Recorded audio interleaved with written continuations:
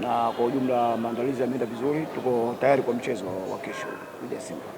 Kwanza tumshukuru Mungu kwamba kama swala kushuka daraja kwetu sisi halipo kwa hivi sasa, sababu mimi naweza kusema timu ambazo zinashuka daraja tayari zimeshaonekana tayari. Zimeshaonekana. Kitu kubwa ni kwamba hatuko katika nafasi nzuri sana, lakini tuko kwenye nafasi ambazo tunapambana. Karibu kila timu inapambana kuhakikisha kwamba inatoka chini kwenda juu, na kwa hiyo sisi kama ulivyosema jawa sehemu nzuri sana kubaki kwamba tuko kwenye msimu ujao, lakini nasema bado tuna mapambano kwa sababu ligi bado tuna mechi 4 mkononi.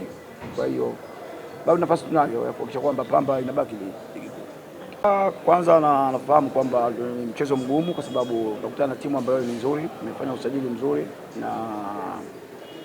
na heshima kwa hilo, lakini kikubwa ni kwamba na sisi pia tuna timu nzuri na andaa vijana vizuri. Basi naamini kwamba kesho kama watafanya yale ambayo tumewaelekeza, watu wategemea kuwa na mechi moja nzuri. Hakuna kingine. Wanapokutana timu nzuri zote hapo jipange vizuri. Sababu Simba kwamba wanacheza mpira mzuri, wana speed nzuri. So tumejipanga ukabiliana kwa hilo. Lakini nasema kwamba tunakutana timu nzuri na sisi tumejipanga kuhakikisha kwamba watu wanakuja kesho uwanjani waone mpira mzuri. Mbali ya mazoezi, kufanya mazoezi kwa bidii, pia unajenga kisaikolojia kuhakikisha kwamba kiakili wao timamu vizuri kila wakati. Unajua wanapocheza mechi za mwisho kama hizi mara nyingi wenye kuamua ni players wenyewe. So tunawajenga kwa hilo kuhakikisha kwamba kila mchezaji anapata nafasi, hakikisha kwamba anaipigania Pamba. Hakuna kingine.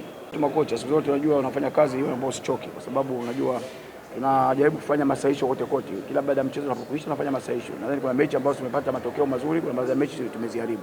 Na kama ulivyosema kuna baadhi ya mechi tumetengeneza nafasi kuzitumia vizuri. Kwa hiyo kila wakati kwenye mazoezi tunazifanyia mazoezi, mambo ya finishing tunafanya yote, tunafanya kazi. Kubwa ni kwamba tunapoenda pale uwanjani kuhakikisha kwamba mchezaji anatimiza yale ambayo tunafanya kazi kwenye mazoezi.